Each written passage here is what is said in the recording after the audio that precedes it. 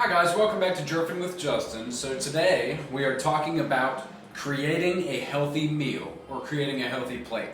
So I'm basically going to explain to you and give you tips on the best way, kind of steps, how to build a meal, what to build your meal around, and portion size, whatnot suggestions.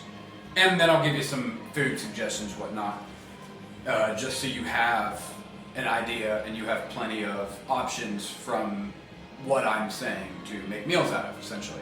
So, talking about this, steps for creating a healthy meal. So, the first thing that we want to hit on is we want to focus on a protein source for almost every meal you have. That's going to be your number one step for creating a meal. What is my protein source?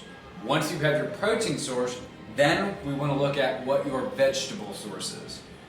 Once you have your vegetable source, it is what is my fat source, and then finally what is my smart carb source.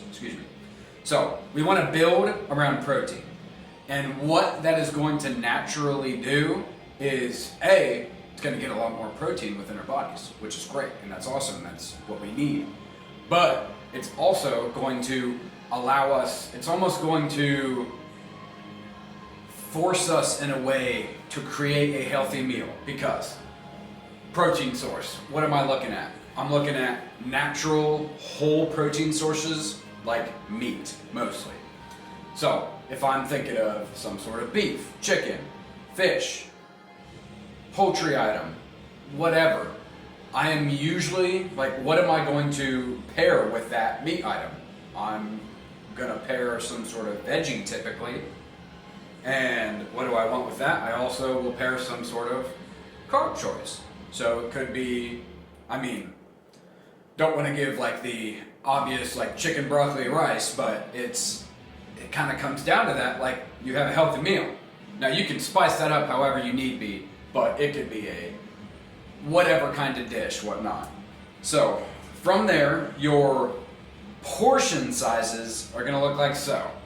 You can create your portion sizes with your own two hands here, technically one. So for a protein source, a general suggestion, if you have no idea where to go off of and you don't want to track anything, is a palm-sized amount of protein.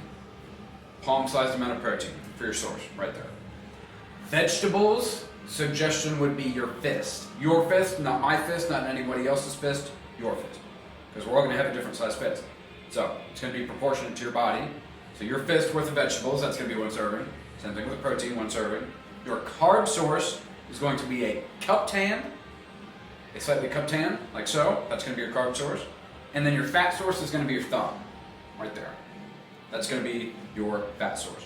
So those are not, I'm not telling you those are the, exact portions that everybody needs to be eating, because they're not. I can tell you right now, I do not eat that much protein within my meals. I eat that much protein within my meals typically, depending on what kind of meal I'm having. So obviously this isn't what everybody should be doing. This is just a general suggestion that's going to help somebody out who doesn't really know where to start with portion control, portion sizes.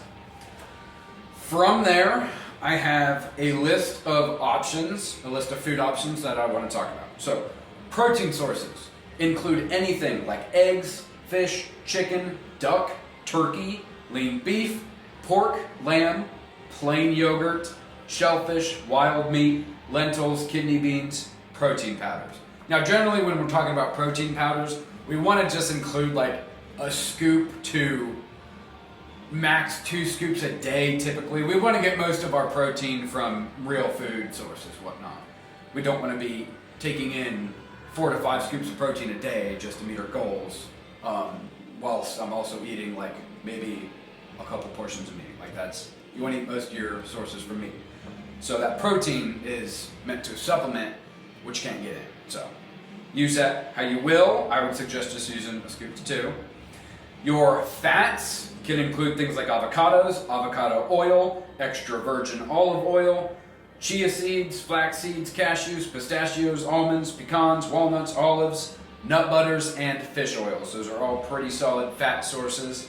And then your smart carb sources are going to be rolled oats, quinoa, white rice, black rice, sweet potato, fresh fruit, basmati rice, lentil or pasta, and all beans. So those are your protein, fat, and smart carb choices there, or options. Not that it's every single one in the world, but it's quite a few of them. And then vegetables. I will go over a large array of vegetables here for everybody. So looking at the color red, we got beetroot, red cabbage, rhubarb, red lettuce, red capsicum, red onion, tomato, and radish. Looking at purple, we got cauliflower, asparagus, carrots, cabbage, eggplant, rutabaga. Green, beans, celery, kale, cabbage, broccoli, lettuce, cucumber, asparagus again, Brussels sprouts, iceberg lettuce, snow peas. White, we got shallots, mushrooms, white carrot, cauliflower, garlic, onions, and then for yellow, we got pumpkin, carrots, squash, and beetroot. So, excuse me. Color-wise, we want to include eating the rainbow within our diet because it's going to provide us with the most vast array of nutrients that we can possibly get. So, now you have no excuse knowledge-wise for what items to put in a meal because I've just told you how many items you can put in a meal. From there, you can create recipes however you wish. And you can spice them up, you can dress them up however you wish, whatnot. But those are my tips to creating a healthy meal, creating a healthy plate, and using that for your meal prepping challenge and just going forward.